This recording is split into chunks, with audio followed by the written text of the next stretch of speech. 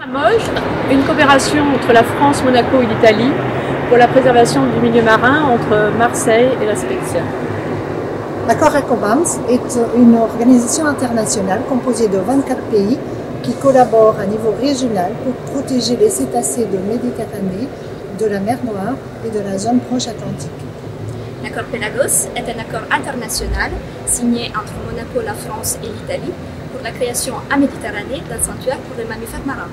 Nous voulons vous présenter les dangers que représentent les déchets marins en Méditerranée.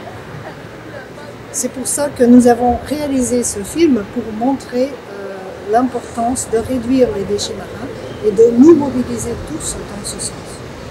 Nous avons réalisé cette vidéo en coopération avec les secrétariats des trois accords parce que le bon état de la mer Méditerranée nous concerne tous.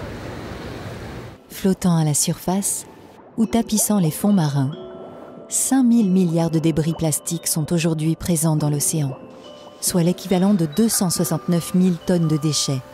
Tous ces déchets, à 100% d'origine humaine, et dont 80% viennent de l'intérieur des terres, mettent en danger la vie aquatique. Chaque année, 8 milliards de sacs plastiques sont jetés dans l'environnement.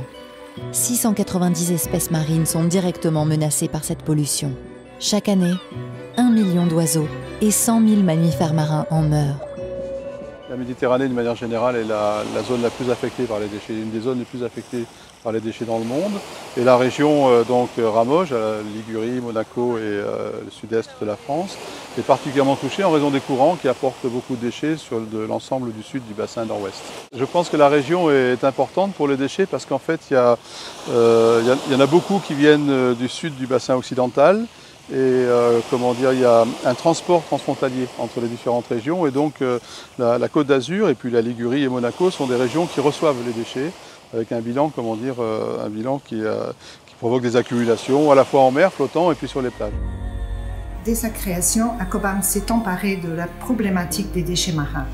En effet, l'objectif de cet accord est de réduire les menaces qui pèsent sur les baleines et les dauphins, au travers notamment de l'amélioration de nos connaissances sur ces espèces. Ainsi, durant 2018 et puis 2019, EcoBAMS a entrepris le premier recensement de la mégafaune marine à travers toute la Méditerranée et la mer Noire. Des scientifiques se sont relayés à bord des avions et des navires de recherche pour collecter des données visuelles sur toutes les espèces rencontrées, mais également sur les impacts anthropiques tels que les déchets marins.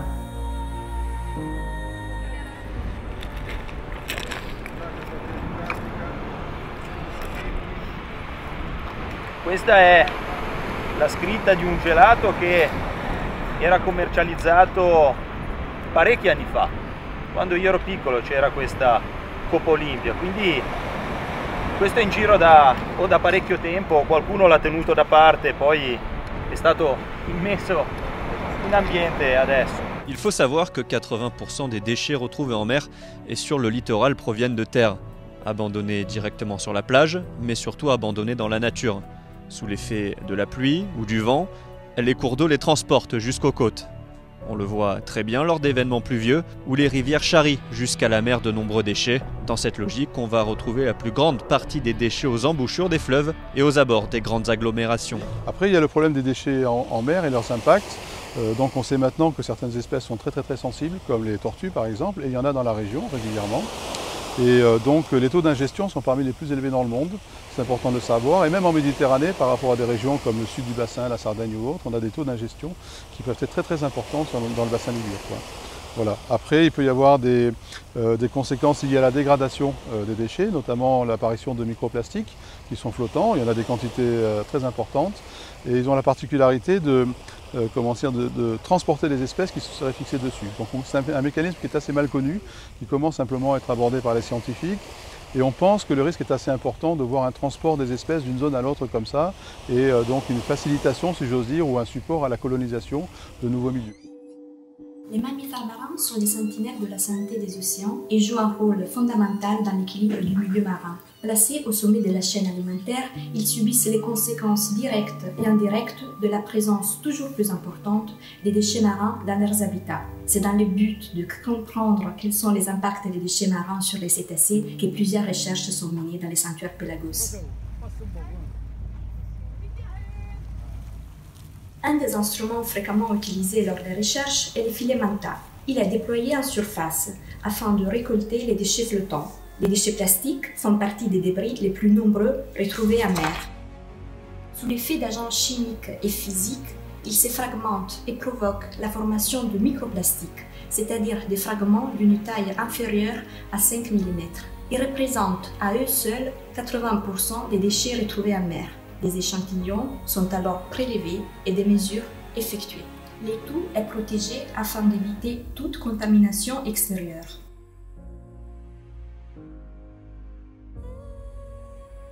L'eau récoltée est également filtrée et analysée. Quels sont alors les impacts de microplastiques sur les cétacés du sanctuaire Pélagos? L'ingestion constitue une première menace. C'est justement le cas du rorqual commun, le deuxième animal le plus grand du monde. Le rorqual filtre des milliers de mètres cubes d'eau et il ingère ainsi une quantité importante de microplastiques qui provoquent des conséquences multiples, telles que la réduction des défenses immunitaires, des problèmes d'alimentation, une possible réduction des capacités reproductives, l'altération de la croissance, réduisant ainsi l'espérance de vie de l'animal.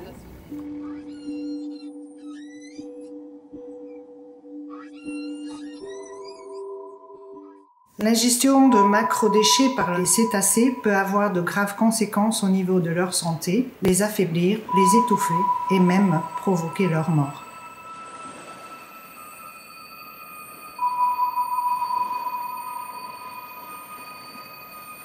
Les déchets dans les milieux aquatiques dégradent les paysages, ils constituent des pièges physiques et des leurres pour la biodiversité. Ils peuvent exposer les populations et les chaînes alimentaires à des risques sanitaires et avoir des effets négatifs sur la qualité des eaux et des habitats.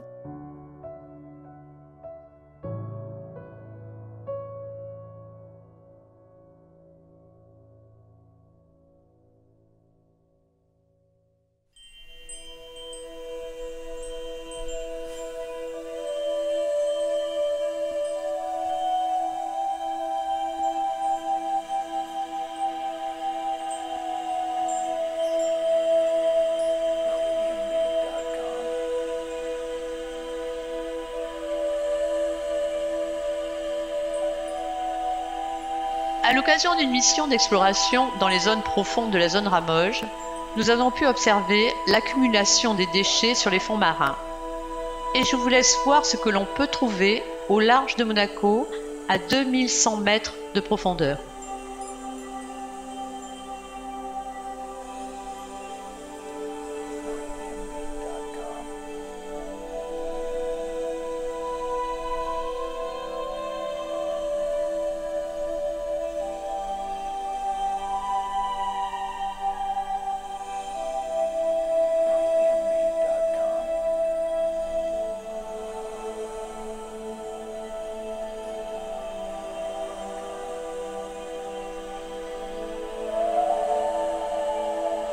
Du fait de la Covid-19, de nombreux produits sanitaires à usage unique, comme les gants, les lingettes et en l'occurrence les masques, se retrouvent en mer. Ces masques en polypropylène, c'est-à-dire en plastique, constituent donc une menace pour la biodiversité.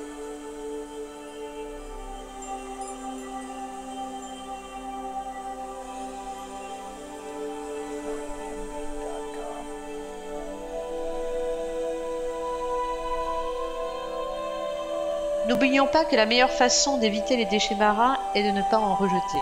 Cette vidéo, réalisée par le ministère de la Transition écologique, nous le rappelle. Eh bien, Francis, on attend maintenant une action de l'équipe jaune. Ouais, qui ne devrait pas tarder, Jean-Pierre. Hein. Alors que l'on voit maintenant l'équipe rouge qui se prépare et qui va certainement tenter une action. Oh là, je ne crois pas qu'il soit tout à fait prêt. Hein. Non, quel suspense, quel suspense! Petit tour du côté des Bleus. Oui, très très belle concentration. Ah, je crois que c'est parti. Oh oui, oh là là, quel beau geste! Oui, c'est un doublé pour les rouges. Magnifique lancer de Mégo, quelle classe, quel naturel. Ah, c'est beau, il peut être fier de lui, le concurrent rouge. Hein. Ah oui, et ça enchaîne. Oh oui, double jeté d'emballage pour les jaunes. Alors, comment vont réagir les rouges? Ah oui, même pas un regard pour le Mégo. Oh, très joli dédain. Et magnifique lâcher pour les bleus. Oh là là, pensez à toutes ces particules de caoutchouc qui vont bientôt décorer nos mers et notre littoral. Ah oui, un geste de toute beauté en effet. Ah, l'épreuve indoor, qui n'est pas la plus difficile, mais qui est néanmoins quelque peu technique. Tout à fait. Oh, Francis, c'est magnifique ce qu'elle a fait là! On revoit le ralenti. Oh, franchement, c'est magnifique, vraiment! Alors je crois qu'un événement extérieur est en train d'accélérer le cours des choses. Oui, un petit coup de pouce va permettre aux mégots de l'équipe rouge de gagner plus facilement et surtout plus rapidement la mer, où ils pourront ainsi polluer chacun quelques 500 litres d'eau. Ah, quel beau score, Jean-Pierre, quel beau score. Écoutez, je vous propose d'aller faire un tour vers la ligne d'arrivée pour faire un point sur les résultats. Eh bien, Francis, nous voilà au point de ralliement des déchets avec l'arbitre, Monsieur Faubert. Oui, qui n'en est pas à son premier déchet. Oui, on passe au caoutchouc, attention, 14 débris de caoutchouc pour les bleus.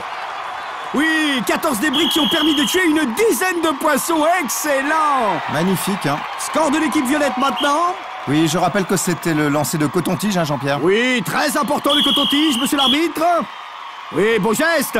Combien de points? 80 points, c'est franchement inespéré. Alors voyons maintenant le score de l'équipe rouge, lancer de mégots. Lancer de mégots. Monsieur l'arbitre, combien? 137 mégots, 137. Ah oui, je crois que c'est un record. Ah oui, bravo! Alors je vous rappelle que vous qui nous regardez, vous pouvez bien sûr tous participer à la pollution des mers et des océans. C'est très facile, que ce soit chez vous ou dans votre ville. On se retrouve dans quelques mois pour les épreuves d'hiver à la montagne. Ah, j'ai hâte, Francis, j'ai hâte! Chaque année, 6 400 000 tonnes de déchets sont déversées dans les mers et les océans. 1 million d'oiseaux et 100 000 mammifères marins sont tués par des déchets. L'important, c'est de ne pas participer.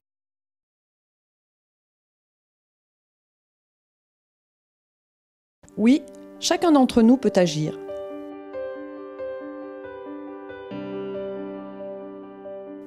Adoptons définitivement des gestes simples.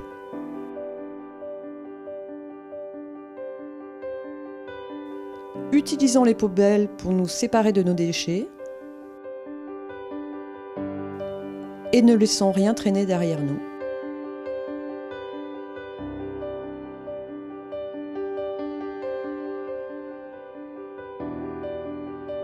Agissons ensemble!